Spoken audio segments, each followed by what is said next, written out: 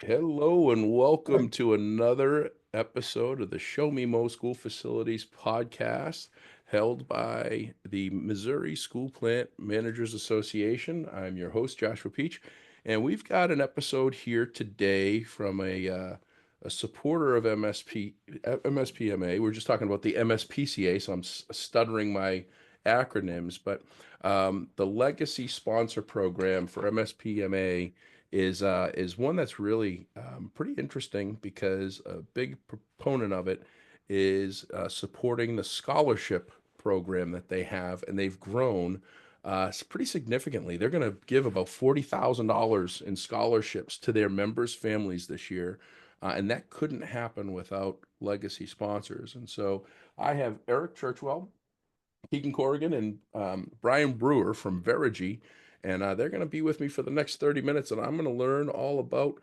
what Veregy is, what they do, how they do it, and then we'll go from there. And if you're watching the video, yes, I do have a dog in my lap. That's hence the MSPCA and MSPMA. This is Bowie. He's supposed to be a bloodhound, but I'm not really sure that he is, but he's very needy. So he's in the studio with me here today doing the recording. So without further ado, Eric, Brian, Keegan, what's happening? Tell us all about Veregy. Well, thanks. Yeah, thanks for the opportunity. Like I say, I'm just a little background about myself. I'm a retired school superintendent in Northeast Missouri, small district, about 1,200 kids, K-12, 3 buildings, annual budget about 14 million bucks. And I was kind of in charge of everything. So when it comes to facilities, I had to learn. And my first experience with Veregy was a project that we did renovating our high school. And that was back in, I think, 2006 or 2007. Since then, while I was superintendent, we did 5 different phases of work with Veregy, and so I kind of know how it works from both sides. Now, working for them as a consultant, I work with school districts that are needing to upgrade their facilities, and so that's kind of my background. Keegan is. Yeah, I work alongside Eric, so I'm one of the account executives. So just a point of contact for our school superintendents and facility directors. And the one thing that I love about Veregy and the way that energy savings performance contracting works is, we're working with these districts who have tons of needs, and we're taking the risk off of their shoulders to help them to develop and find solutions for their districts.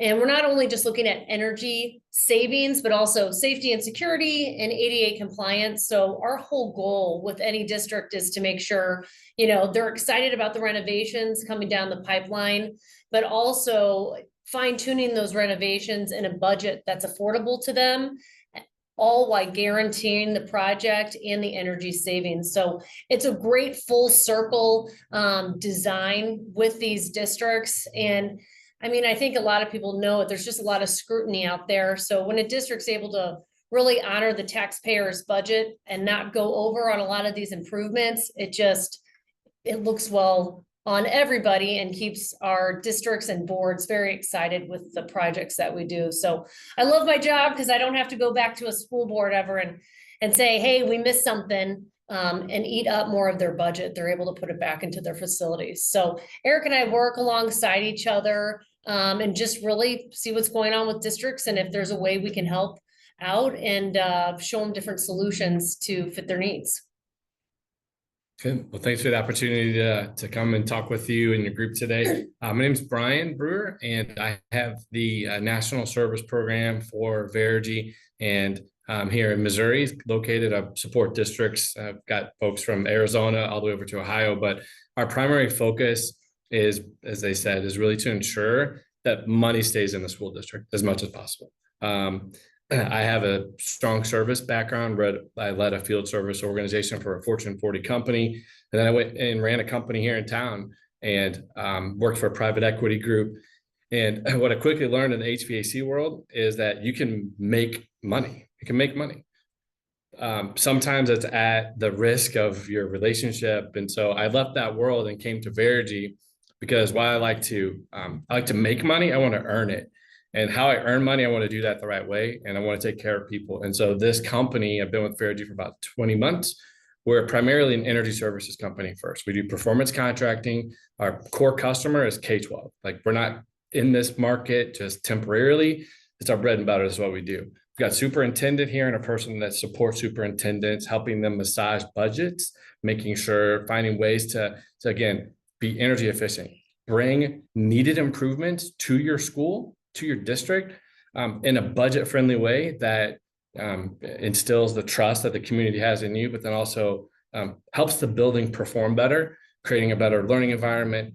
And so, we're here. We're glad to partner with the organization and in support of the hardworking people that do this work every day. It's the facility leaders. I mean, they're kind of the hero of the story. They make sure things happen. So thanks for the opportunity to talk to you. Yeah, no, my pleasure. And how long has Veregy been around? Is it, where's 25 years. And where did Yeah, it get 25 started? years. Started in Chesterfield, and then we've got 4 offices in Missouri, Jeff City, Springfield, and then Kansas City So it area. was founded in Missouri. It was. Yeah, so we're a conglomeration of a lot of little companies, small companies that did performance contracting really, really well. And so we're able to then come together, bring all of these companies together under one umbrella, provide best-in-class service because we borrow from all the different worlds. While Missouri is, I think we were talking today, is like the 45th least, electricity in Missouri. Like there's 44 other states that pay more, right? And so when we talk energy, a lot of times it becomes a conversation of, it can become political, it can become philosophical, whether you believe in it or not. At the end of the day, everyone can relate to money, right? Expending more money.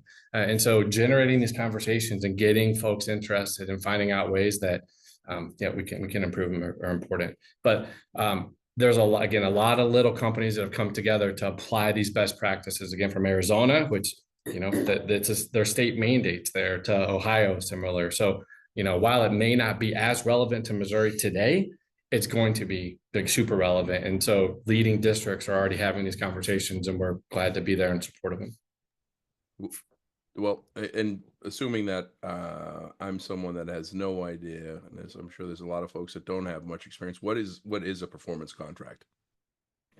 From my experience, prior to coming to Veregy, and the way we worked it is, Veregy will come in and do what I call a feasibility study. They'll evaluate your buildings, look at all your energy outputs, all your energy bills, and see how much you're spending, and then we will come up with solutions to help reduce that energy spend, whether it's lighting or HVAC or windows or insulation or building envelope stuff, whatever it is. And then there's a law in Missouri, 8.231, a state statute that allows a school district to enter into what's called a lease purchase to pay for these improvements. So Veregy comes in and says, okay, if you do A, B, and C, we will guarantee you X number of dollars in savings. So let's say that's $20,000 a year in energy saving.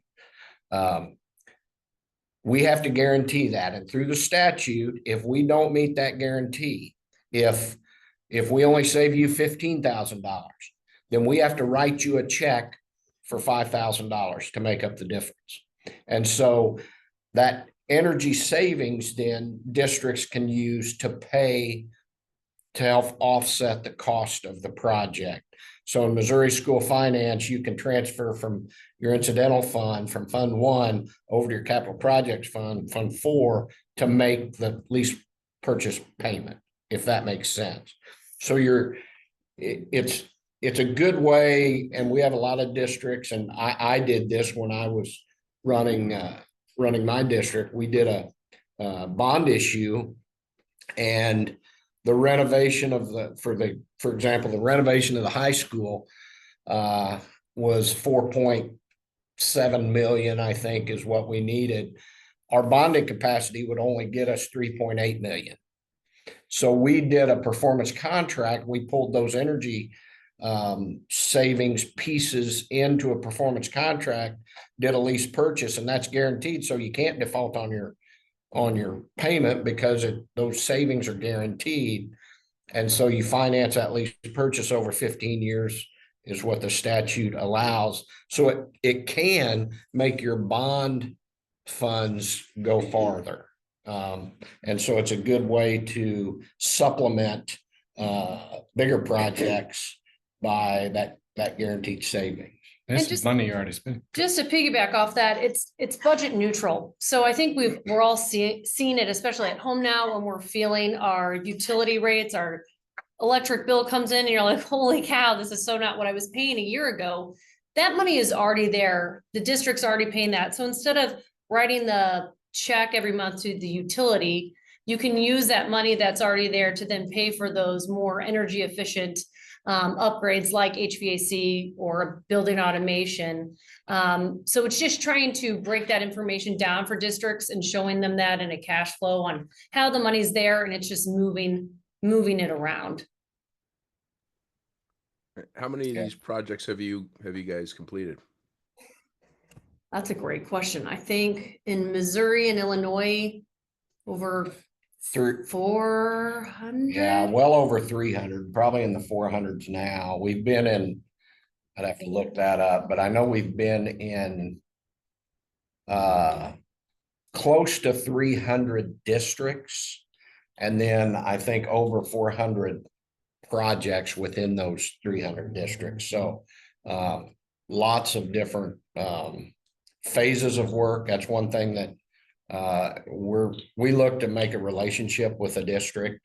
We don't want to just come in and do one project and leave and be done. We want to do that one project and 4 years down the road do the phase 2 and then the phase 3, because I've never been in a district that has enough money to do everything to their facilities that they need to do.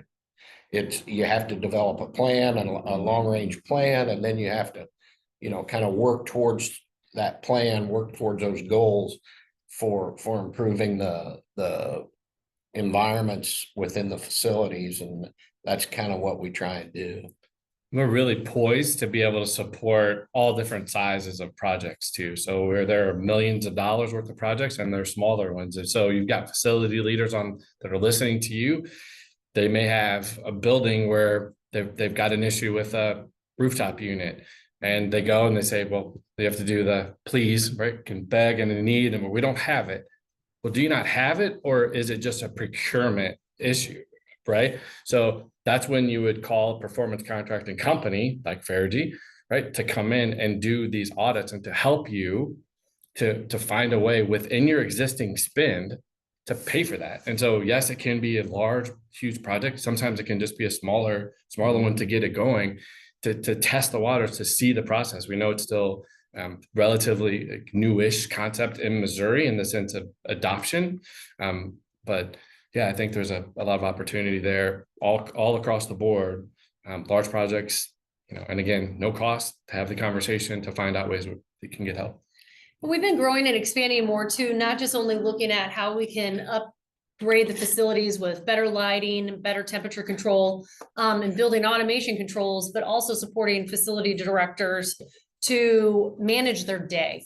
So we know a lot of facility directors, they come in and they are just hit with, my room's too hot, this area is too cold, the boiler's down, and everything they had on their to-do list kind of just goes out the door, fixing in different emergency calls and issues. So we're able to take things a step further now and sit down with different districts to understand their day, their workflow, their work order management, their scheduling, and find ways where we could use integrations to help streamline their efficiencies and allow them to focus more on that preventative maintenance and to-do lists that can really benefit the school instead of doing things more on an emergency basis.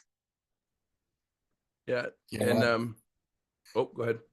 no, Well, I was just going to ask, what are some things? I mean, you guys are a provider. I'm sure that I'm guessing that there's more than one company out there. So for someone that's sitting where Eric was sitting, prior to being with Veregy, what are some what are some things to look for in a performance contracts? Are there things that you should stay away from? Is there any best practice or any best rule of thumb that you've seen in the 400 projects or that you've seen out in the market that would They be reach out to references with any company. You want someone's references and to reach out to those. And I'd also make sure that the company is accredited with the NASCO accreditation. It's National Association of Energy Service Providers. We're on that list and we have been for years. So you want to make sure you've got a company who's going to stand behind that guarantee. I think another unique feature to Veregy is we are brand neutral. So we really want to know from the district, have you set a standard on your mechanical equipment or your lighting? What contractors do you like working with in your area that are local to your district? Because we really are the ones who manage the entire process.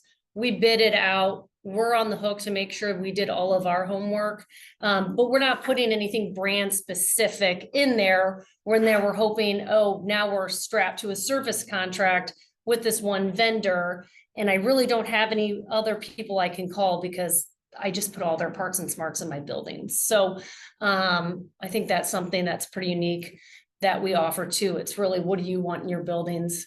And who can we have be a part of the project, especially with local businesses in the areas of some of these districts who are also taxpayers.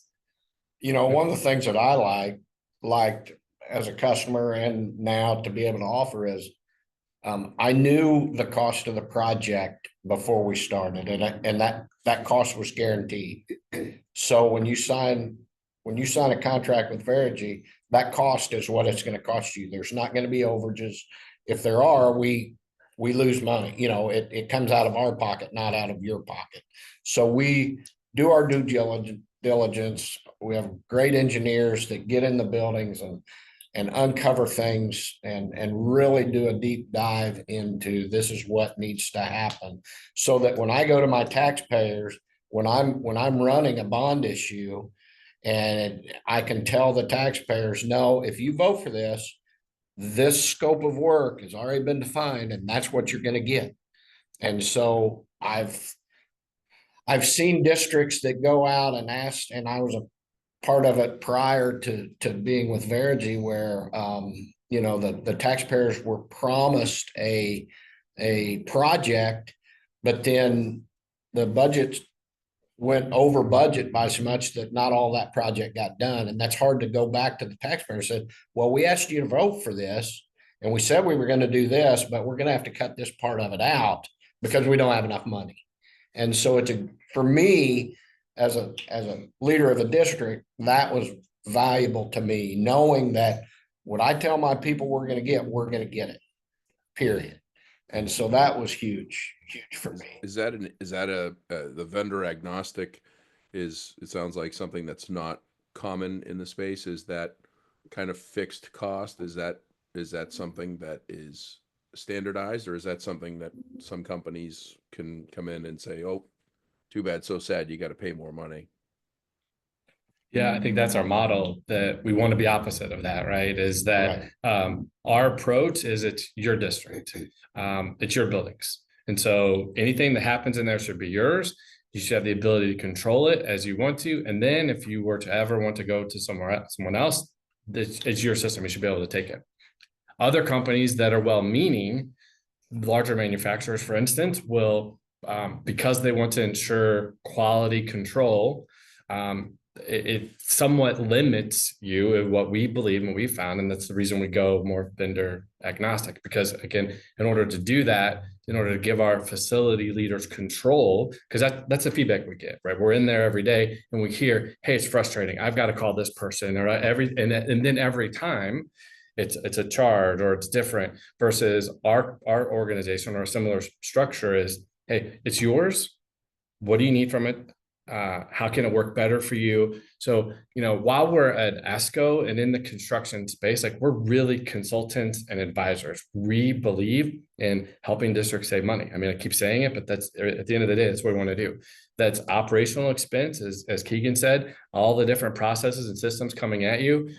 We can organize that and make them similar and smaller. We're well positioned because of our experience in the market. And so the other part of your last question, I would just add, look for companies that have the people that are doing the work. Do they have the highest accreditation in their field? Right. So we've got energy advisors that hold energy accreditation. Our company is also, in addition to NAESCO, we're also a Department of Energy approved vendor. And so, there are steps out there and there are benchmarks that a district can make to ensure that the person that they're doing business with is on the up and up. But, I think we answered it poorly earlier, or at least I did. I probably should have come better and been able to speak to the company metrics and the billions we've saved. But at the end of the day, your listeners don't care. They just want to know how can they keep this classroom warm today, right? And then again tomorrow. And then again, how can we help you save money? That's what we want to do. Well, that's good. It's it's interesting in this space. I've been in it for a very long time, and I think it was Keegan that said something about we go in and we understand a facility director's day. I don't think there's anybody that's not a facility director that probably gets that more than me. I've been in over probably 2,000 school districts in my career and walked the halls and the roofs and everything in between. And it's really interesting because they have so much on their plate that so many schools that you would think, hey, we know what a performance contract is, or we know how it works, or we know the inner workings of it.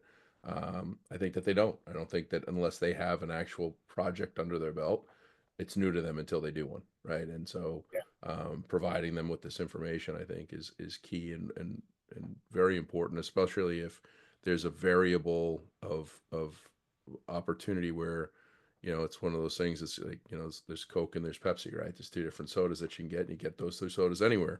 But it sounds like these performance contracts, they can be anything from ironclad and you use this widget, or which can hold you. I mean, if it all works and everything's great, then fantastic. But that doesn't happen too often, especially in schools where, Eric, I can't remember if he told me how big your school district was, but if you've got a school district with two buildings, you probably don't have two of the same mechanical systems. So that life changes in a district very quickly. So being able to have that flexibility and freedom is pretty solid.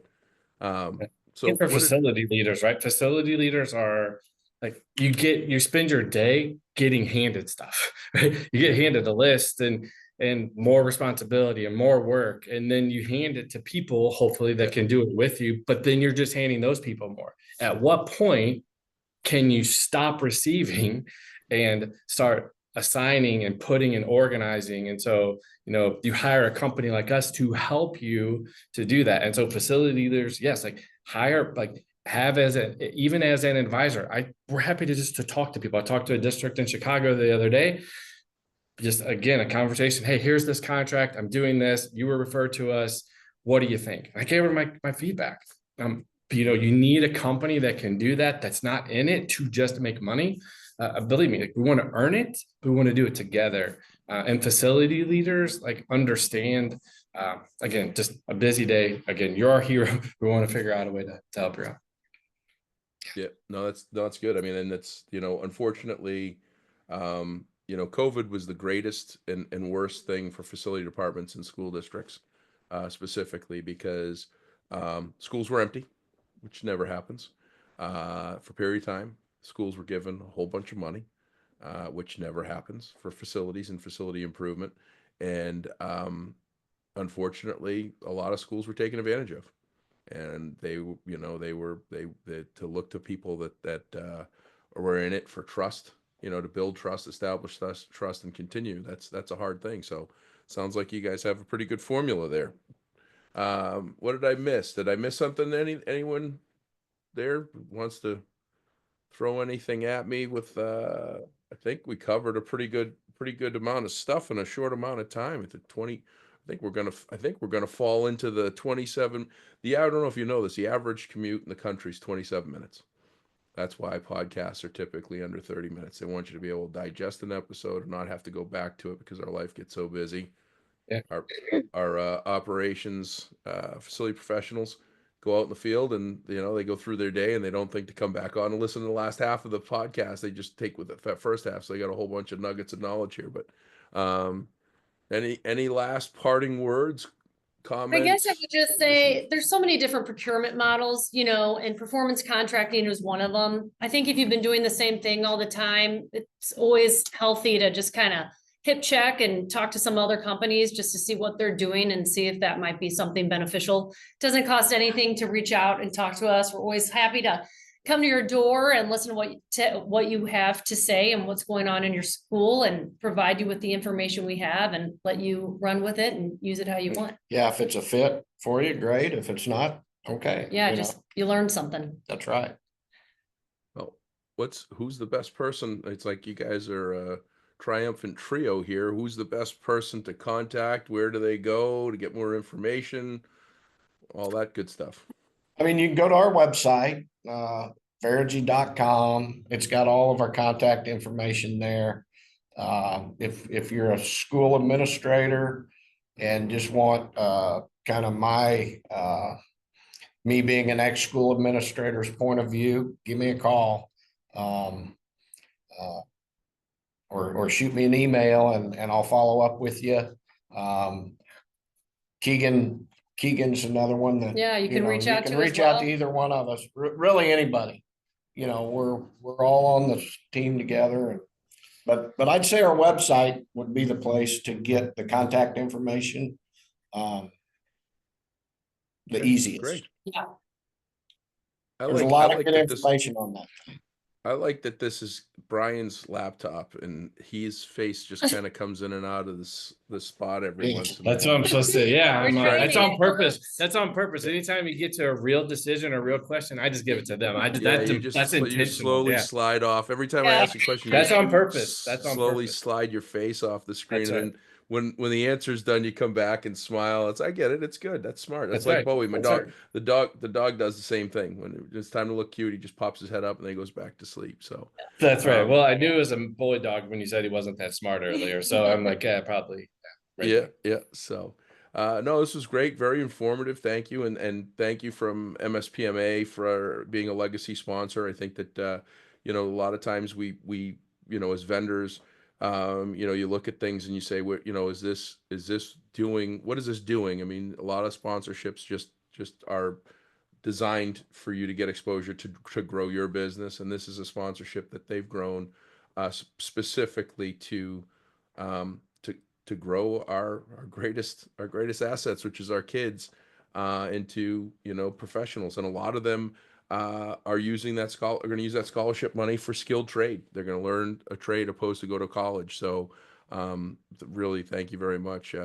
You guys in First Onsite are the first to be committed to this program, and I can't wait to see it grow and expand. And I believe you guys were in St. Charles last week, and Charlie Branham, executive director, talked about the scholarship with the attendees, and I want to say that he told me that there were 5 submissions and applicants that happened just in the last couple of days. So their mission is to give more, to get more, to give more, because specifically with the people that we support every day, they are shorthanded by almost 3 million positions in the United States today across the board, all markets.